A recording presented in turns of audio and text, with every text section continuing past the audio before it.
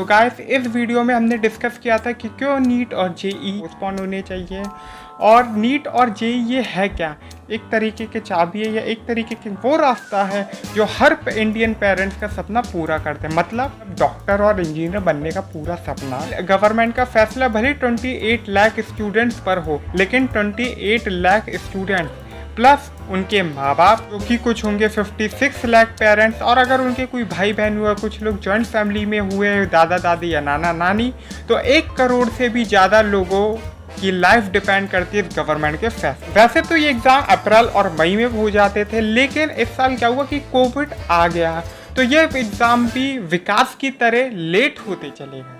खून के बदले आपने आज़ादी तो सुना होगा, लेकिन एग्ज़ाम के बदले बर्बादी। एग्ज़ाम तो भला करता है, लेकिन बर्बादी इस बार हो रही है क्योंकि गवर्नमेंट ही कुछ ऐसा कर रही है। रेलवे बंद है, पार्लियामेंट बंद है, इलेक्शन तक पोस्टपोन कर दिए आपने अपने फायदे के लिए। और स्टूडेंट और सिर्फ सुप्रीम कोर्ट वर्चुअल कोर्ट में बैठते ही उसने मना कर दिया, रिजेक्ट कर दिया स्टूडेंट की इस अपील को या इस रिक्वेस्ट को। अब ये बच्चे हैशटैग चला रहे हैं, लेकिन सरकार ने भी कहा क्यों ना इन बच्चों को एक्सचेंज ऑफर दिया जाए, एग्जाम दो, कोरोना लो। जो हड़ताल कर रहे हैं, भूख हड़ताल पे बैठे हैं और इवन जनता कर्फ्यू बना रहे हैं, लेकिन सरकार को क्या, और ना मीडिया इस चीज़ को कभी दिखाएगा, क्योंकि मीडिया तो रिया चक्रवर्ती को गलियाना में बिजी है, सिर्फ एक मीडिया प्लेटफॉर्म को छोड़ के। जब आपने रेलवे ही सस्पेंड कर दी है, जितना भी ट्रांसपोर्टेशन है वो लिमिटेड हो गया, जो अदर ट्रांसपोर्टेशन है, तो बच्चा 200 से 500 किलोमीटर दूर अपने सेंटर तक जाएगा कैसे? क्या आप उनके लिए जेट अरेंज करोगे या प्लेन, या फिर आप उन्हें राफेल में बिठा के छोड़ के आओगे? आओ बच्चों एग्ज़ाम दे दें। अब एग्ज़ाम देते हुए इन बच्चों को इन्फेक्शन हो गया, जैसे कि 28 लाख बच्चे एग्ज़ाम्स देंगे, तो फिर एक भी बच्चा ऐसा आ गया या फिर हजार के इन्होंने ग्रुप बना के जैसे भी कर दिया है, उसमें अगर एक भी बच्चा इन्फेक्टेड आ गया और उसने सबको इन्फेक्शन कर दिया, तो अब ये बच्चे लीलावती, नानावती या फिर वेदांता जैसे हॉस्पिटल तो जा नहीं सकते। तो क्या अब आप एम्स में इनके लिए होम मिनिस्टर के बगल में बेड अरेंज करोगे? एक जो सबसे अच्छा कॉन्सेप्ट उठाया है बच्चों ने कि मेडिकल के स्टूडेंट्स अगर आपने देखे हो, जो मोस्टली हम कहते हैं पढ़ने वाले या पढ़ाकू बच्चे, उनके चश्मा लगा होता है। मेरे भी स्पेक्स लगा हुआ है, लेकिन मैं पढ़ाकू नहीं हूँ। स्पेक्स लगा हुआ है, और स्पेक्स और मास्क ये दो चीज़ें ऐसी है कि एक म्यान में दो तलवार, क्योंकि अगर आप स्पेक्स पहनते हो, फॉगीनेस सा आपके ग्लासेस पे आ जाता। अब ये बताओ, जब बच्चे देख ही नहीं पाएंगे तो फिर वो क्वेश्चन पढ़ेंगे क्या और फिर वो आंसर देंगे क्या? मतलब बहुत अच्छी ट्रिक है गवर्नमेंट की कि आधे बच्चे ऐसे ही फेल हो जाएंगे, उनको रेस्पिरेटरी डिसऑर्डर्स होता है, तो फिर उनका क्या हाल होगा? क्योंकि डॉक्टर खुद कहता है कि मास्क मत पहनो। वैसे इसी टॉपिक पे मंत्री जी भी कुछ बोल रहे हैं, तो आइए सुनते हैं मंत्री जी बोल क्या रहे हैं। कल तक 7,25,000 छात्रों ने एडमिट कार्ड को डाउनलोड कर दिया। लगता है मंत्री जी को कोई गलत फहमी हो गई है, या फिर मंत्री जी ने कभी कोई एग्जाम नहीं दिया होगा, क्योंकि एडमिट कार्ड डाउनलोड करना ये गारंटी नहीं देता कि बच्चा एग्जाम सेंटर पर आएगा या एग्जाम देगा, ना ही ये गारंटी देता कि वो आपकी बात से सेटिस्फाइड है। दूसरी बात कि उनके केंद्र बढ़ाए हैं उन्होंने। दूसरे में उन केंद्रों पर भी बच्चों ने 99% बच्चों की जो प्राथमिकता थी कि मुझे ये केंद्र चाहिए, उस केंद्र को दिया गया। एक एक विषय पर गौर किया जाएगा, एक एक विषय पर हम छात्र के साथ हैं। अब सेंटर्स की मैं क्या ही बात करूं। सेंटर्स अगर मैं आपको बताऊं तो यूपी के अंदर 11 शहरों के अंदर सेंटर्स है, 11 सिटीज सेंटर है यूपी के अंदर।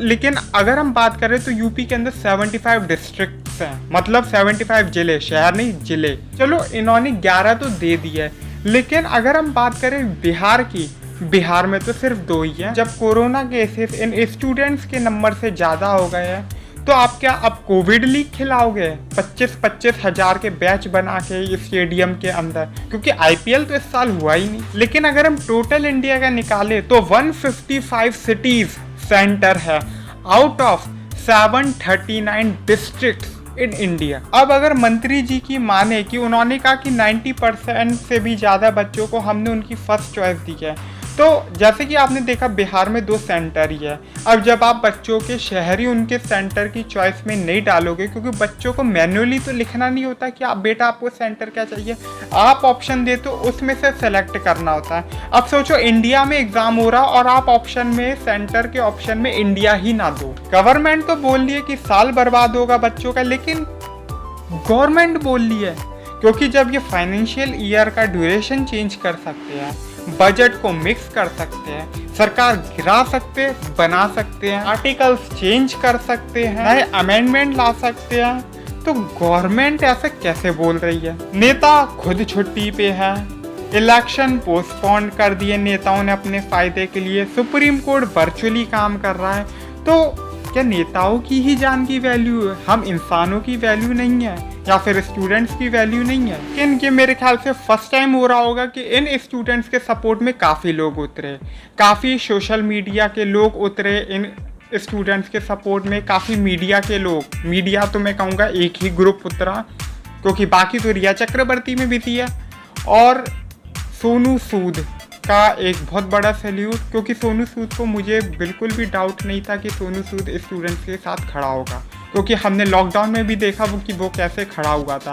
सच अ फाइन जेंटलमैन।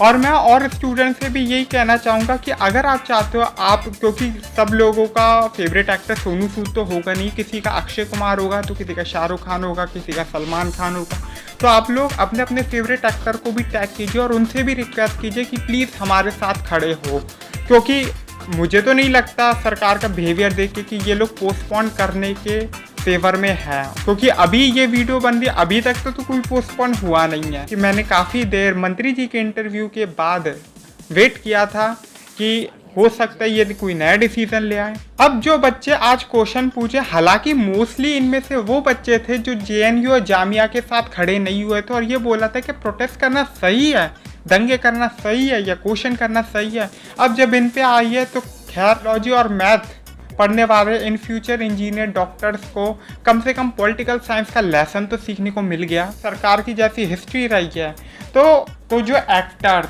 जो पॉलिटिशियन, जो सोशल मीडिया के लोग, मीडिया के लोग, इवन मी, और जो ये स्टूडेंट्स के पेरेंट्स और फिर उनके भाई बहन या फिर जो जॉइंट फैमिलीज में रहते हैं, तो कम से कम 1 करोड़ से ज़्यादा लोग निकलेंगे। तो क्या इन 1 करोड़ से ज़्यादा लोगों को आप एंटी नेशनल डिक्लेयर कर दोगे? देशद्रोही डिक्लेयर करने के बाद आप क्या इन्हें पाकिस्तान छोड़ के आओगे कि डिटेंशन कैंप में डालोगे? क्योंकि इस वीडियो का पर्पस था कि हम एक रिएक्शन देखते हैं कि एक्चुअली में बाकी लोग कैसे रिएक्ट कर रहा है, क्योंकि तेज़ी से पॉलिटिशियंस और मीडिया और पर्सनैलिटीज़ जितने भी है वो इन स्टूडेंट्स के फेवर में आ रही है। और ये मेरे ख्याल से फर्स्ट टाइम हो रहा है इंडिया के अंदर कि स्टूडेंट्स के सपोर्ट में कोई खड़ा हो रहा है। तो एंड में एक ही कहूँगा, हैशटैग स्टूडेंट लाइव्स मैटर और हैशटैग प्रोटेस्ट अगेंस्ट एग्जाम्स इन कोविड। तो बाय बाय, फिर मिलेंगे। मेरा चैनल ज़्यादा से ज़्यादा शेयर कीजिए, लाइक कीजिए, और या सब्सक्राइब तो तुम लोग करते ही नहीं हो।